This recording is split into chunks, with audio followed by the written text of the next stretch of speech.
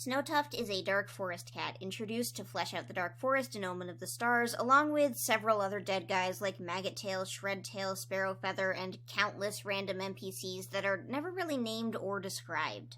That said, Snowtuft has always been more popular than somebody like Shredtail, however, and for a few reasons. The first is that Snowtuft gets beat up in Oots. He is kind of a wimp and a scaredy cat. The other characters don't treat him with much respect. This makes him seem like a bit of an underdog despite being a mean dark forest warrior. The second is that one theory, the theory that Snowtuft is actually Snowkit, who either got to the dark forest through some sort of trick, or for his spite for the clans not saving him from the hawk. I'm not terribly fond of these ideas.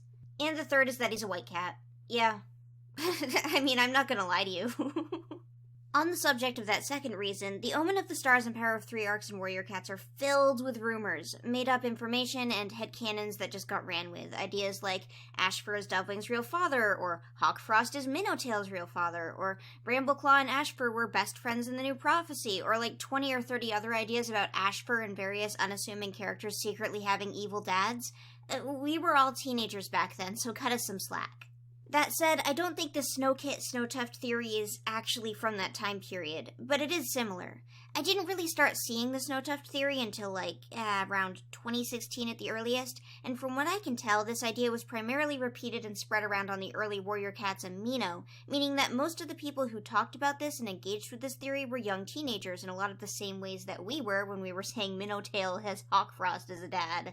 So I don't want to be too harsh on this. Kids love edgy ideas, they love wild soap opera style twists and turns. That said, I don't really like this theory.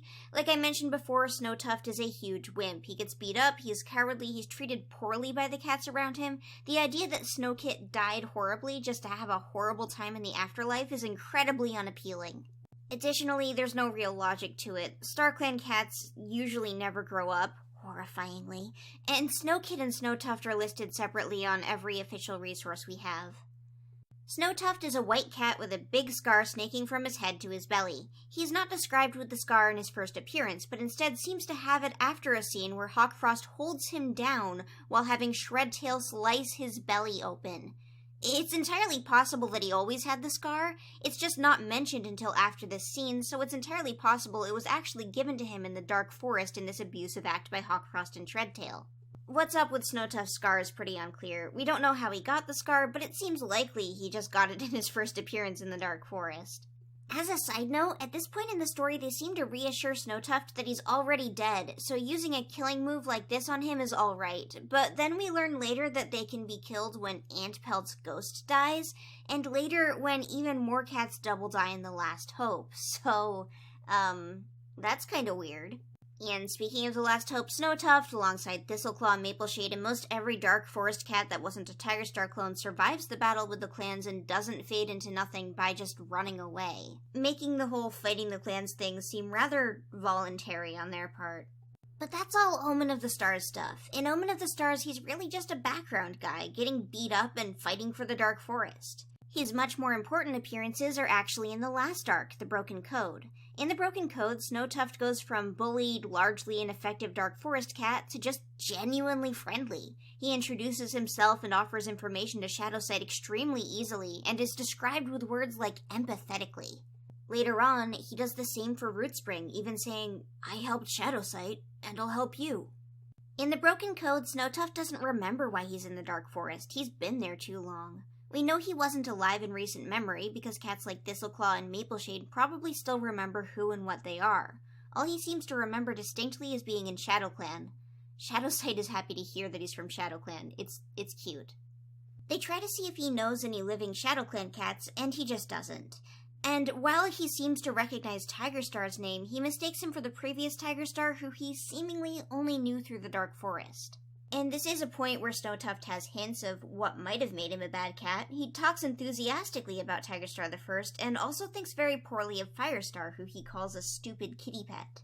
This makes it seem like whatever Snowtuft might have been through in the past, it's entirely possible that he was more aligned with a rule-oriented, conservative evil like Tiger Star's than someone who just broke the code or killed people. That said, we have no idea. We don't know what he did at all, so it could really be anything. It's unlikely that he actually knew Tiger Star in life. Obviously, he's never mentioned in the first series, but also because cats who died a lot longer ago, for example Mapleshade, have no indication of his memory loss. He also mentions being afraid of fading, a concept from Omen of the Stars that was implied to happen to both StarClan and Dark Forest cats over time, and was specifically heavily affecting Mapleshade. In these books, they seem to have forgotten that Mapleshade was fading away. This, combined with the fact that Silverhawk, a cat that was already dead in Crooked Star's Promise, fully remembers basically his entire backstory, makes it pretty impossible that Snowtuft ever lived in the first arc, even if either his fading or his memory is a special case. Shadowsight notices after talking to him that he seems clearer and less faded, which isn't ever really explained.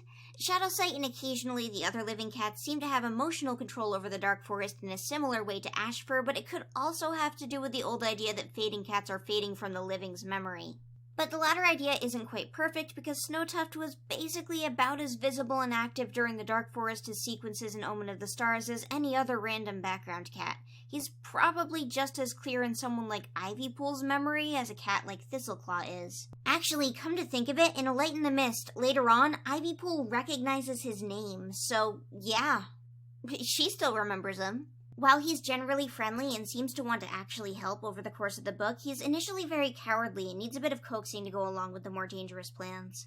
He seems to think of himself as someone who must belong in the Dark Forest, even though he can't remember what he's done. I think this is interesting, as most Dark Forest cats have resentment for StarClan, or at the very least, don't seem to think of themselves as people who truly deserve punishment.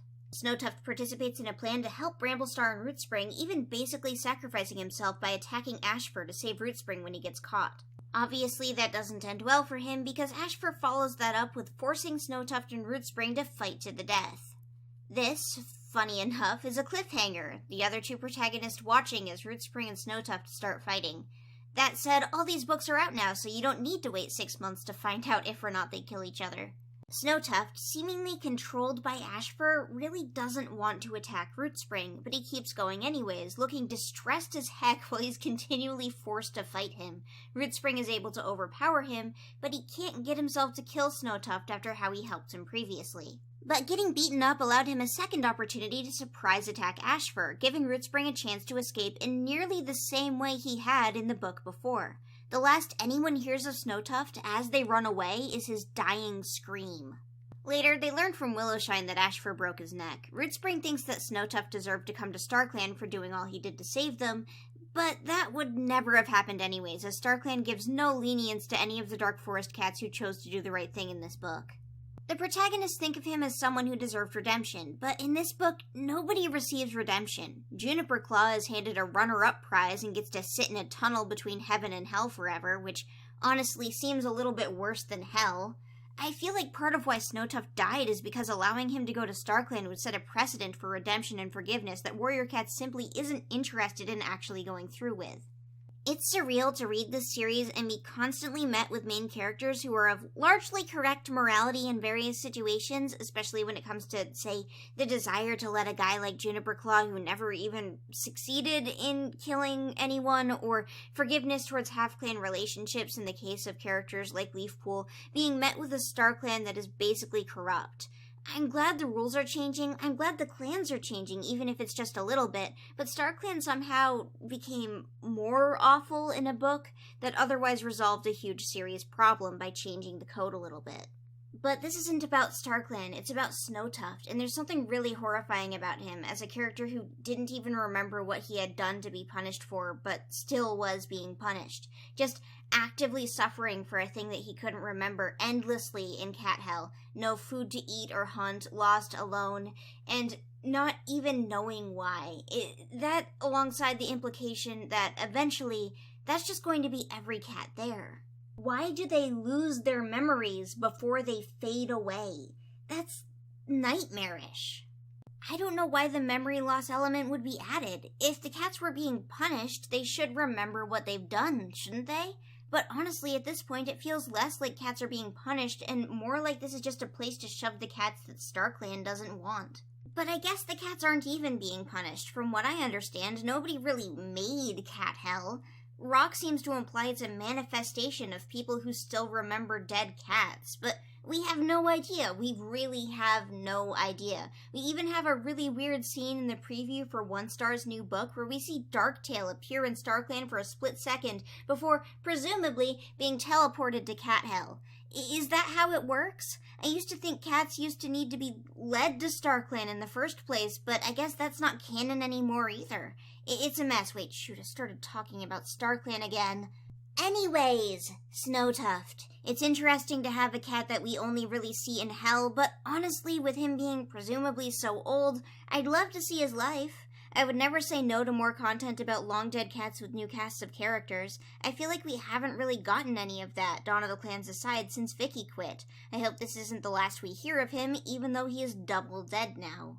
But yeah, also keep in mind this is a mini-talking, which means your suggestions aren't going anywhere. The top character on my last video about Mothflight is the one that is going to be talked about next.